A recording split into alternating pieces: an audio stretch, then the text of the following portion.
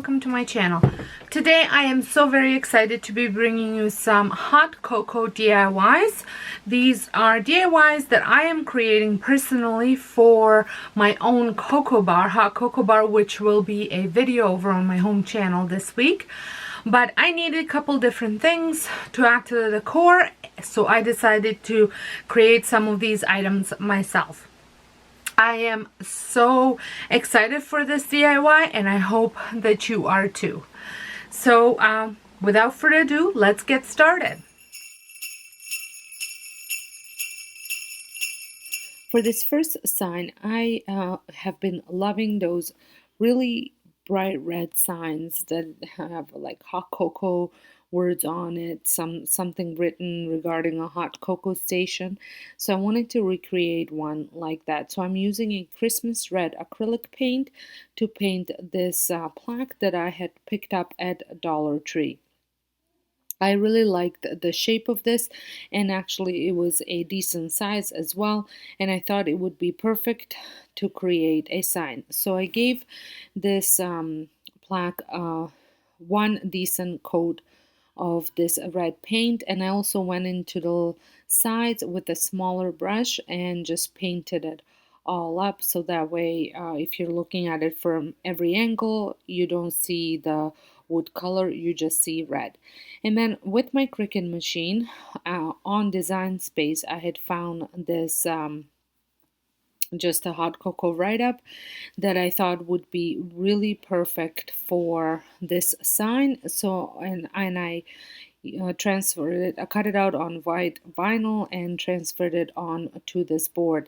Now this was a very intricate cut and fairly small, so it did take me a little bit of time to weed it out, and then when I was transferring, just making sure that all those little letters didn't come off with the back of the vinyl.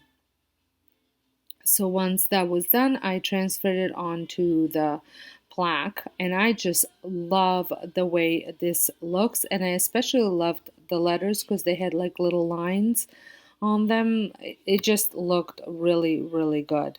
So if you have Cricut and you have design access, Cricut access, you can find this there. I'm not sure if it's free or if it's part of the paid subscription. That I'm not 100% sure. But I absolutely loved the way this turned out. And then I also, once this was all nicely transferred onto the plaque, as you can see, I'm really making sure that the letters do not come up because they were coming up a little bit. I always find whenever I cut small letters, I do struggle with it. If you have a Cricut machine and you create stuff like this, do you struggle with the little letters or the smaller things that you cut, or am I just the only one that's having a hard time with this? So I did lose an eye as well as just one line. So I took my white pencil and just drew it in, and you can hardly tell that there was a mistake. Then I took just a regular white chalk and brushed it on just around the words and all over the sign, but not covering the letters. And then I took also the same chalk and just went right up against the edge just to kind of edge the plaque. And then I also took the rag, just a random rag, and just wiped it kind of off, blended it in almost. And I just love the way this turned out, and for $1.25 you can't go wrong.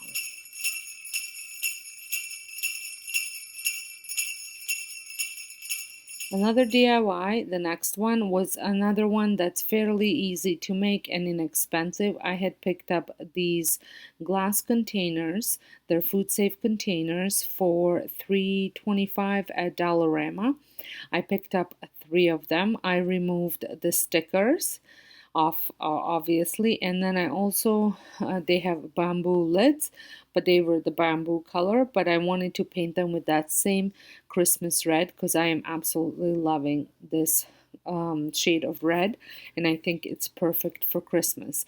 So I painted all three lids, and so that way they all match. I did buy all of them the same size because I wanted them to match. So once I was done painting all of the lids, I did print out some labels on my Cricut machine.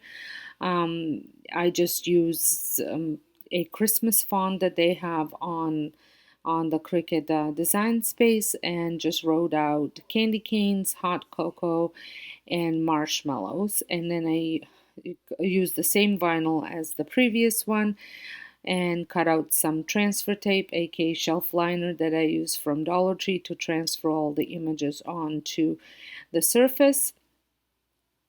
And then I transferred those onto the jars. This is, I was actually thinking, because they have three different sizes of these jars, that I might actually go ahead and when I'm redoing and reorganizing my pantry, maybe replace all the mason jars with these jars, because they have a very tight seal when you put the lid on. And I think they would be great for my spice jars, because I can put a label on top as well as on a side and telling me what spices they are. And I think it would look really nice because they would all match all nicely together. It would be a little bit pricey, even if the jars are probably a little bit cheaper, because I would buy smaller ones, but I need quite a bit of them. But I still think that they are a pretty good deal considering they're glass and they have such a tight seal on the lid. So I'm going to show you how I transfer the first one on, and then I repeat pretty much the same process for all of them. When you're putting this down, just make sure you are right where you want to be so it's not crooked before you put it down, because once it was down, the letters were lifting and you couldn't really move it up and down without removing the letters as well. So I just love the way this turned out, and I think it's going to look even better once I add hot cocoa to it. And I bought some crushed candy canes. Make sure you come back this week over on my home channel to check that video out, because I will be decorating my hot cocoa station. Well, I hope you're enjoying this video so far, and if you're stopping by my channel for the very first time, my name is Sonja, and this is my DIY channel. I happen to have a couple extra channels. They're all linked down below if you want to check any of them out. If you are enjoying this video, I would kindly ask you if you could give me a thumbs up and keep on watching.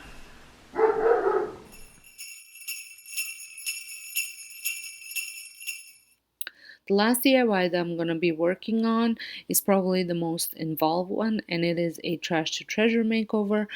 I had actually picked this easel up from a friend. She had thrifted it last year. Actually, when we went thrifting together when she picked it up, and then she was no longer using it, so she gifted me with it, which was very nice of her. And I decided to create a sign for my hot cocoa station. I have seen similar signs in last year's videos from the hot cocoa decorating videos, and I absolutely loved it, and I thought I could recreate one since I haven't been able to find one to buy. So I am not going to be painting the wood, but I did want to do something for the face of it, where the galvanized part is. So I had this buffalo check wrapping paper on hand from last year still, and I thought this would look really good as a background for this easel. So I cut it to size, and then I'm going to be using Mod Podge to apply to glue it on. But before I go ahead and add Mod Podge to the easel, I wanted to give it a wipe down because it felt like it had a little bit of dust or something on it. So I wanted to make sure that it was clean before I put Mod Podge down. And I'm just using a matte Mod Podge and a foam brush to do this. And you just want to make sure that all the little corners have the Mod Podge on as well. I pretty much just wanted to make sure that the whole piece was covered with it. I'm curious, do you guys have hot cocoa stations in your decor? I have started that tradition a few years back, and now it's a must. My kids just love it, and it has kind of grown over the years, bigger and bigger, and now it's almost a centerpiece in my dining room, and I can't wait to be decorating it this year, especially with all the new DIYs that I had created for it. In this video, as well as the previous tier tray videos, I have done quite a bit of hot cocoa pieces. So if you haven't seen that video, make sure you head on over to my Christmas playlist because it will be in there. I think I did some in Christmas in July as well for the tier tray.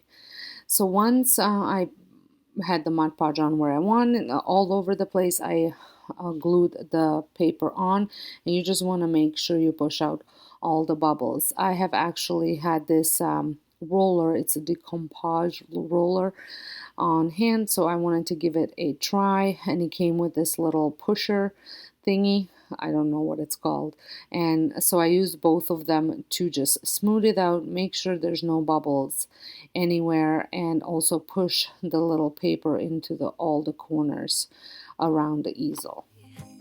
I can barely find the time to sleep. Yeah, I spend my time running around, keeping people pleased. But this is my favorite holiday. It's a chance to start over new, 'cause I missed you. So once it was all nicely on there, I cut out another image or piece, I guess, on my Cricut, and I'm just cutting it to size before I put the before I weed it out and put a transfer tape on it. I just wanted it to be easier to handle. This one wasn't as hard to weed out because it was much bigger letters and a bigger design. I'm letting go of everything but you. I have been enjoying my Cricut, I think, the most now at Christmas time. I did use it a little bit more at fall, but I have been using it quite a bit for Christmas decor DIYs. I just love all the little things that you can, ideas you can get on Pinterest, and they all require Cricut, so I have been loving creating these. I do know that some of you might not have a Cricut, so I just wanted to say that a lot of these ideas could be done with just printing these out onto just a regular printing tape paper, and maybe even just gluing them onto your surfaces, or using a tape transfer method, which I've done several times before, and you can find that on my DIY on my channel. You could also use the Hippo slide, water slides, if that's something that you want to venture out and do. They are probably cheaper than getting a Cricut machine, probably a little bit more work though. So once I was ready, I just added my transfer tape on, took the backing of the vinyl off, making sure I don't pull any other letters with it, and then I was ready to transfer it onto the easel. If you did end up having several bubbles on the wrapping paper, which I did just a couple of them, when you are rubbing the transfer tape and making sure that the letters stick, and you're using your little handy rubbing tool from Cricut, just make sure you're not pressing too hard, because you might catch that little bubble and rip the wrapping paper, tear wrapping paper. So just a little tip, just be careful and gentle when you are rubbing it. I do find that transferring images is a lot easier than transferring them onto an object a lot easier than transferring them off of vinyl to transfer tape, or even weeding it out. I find it doesn't need as much elbow grease when you're pushing stuff down with that little rubbing tool. So I just love the way this turned out. And to finish it off, I gave it another coat on top of the Mod Podge, just so that way it all kind of looks even and the same. And I used the same Mod Podge as before and the same brush. And you want to just make sure that you get Mod Podge everywhere and into all the corners, so that way the look is even. The good times with you, baby, this year it's just gonna be you and me. Hang by the fire and chill. Isn't this how it's supposed to be?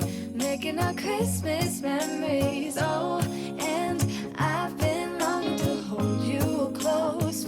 So what did you guys think? I thought they turned out absolutely stunning, and I cannot wait to decorate my hot cocoa station with these DIYs, plus so many other things that I have for that station. So leave me down a comment which one was your favorite. Do you have a Cricut?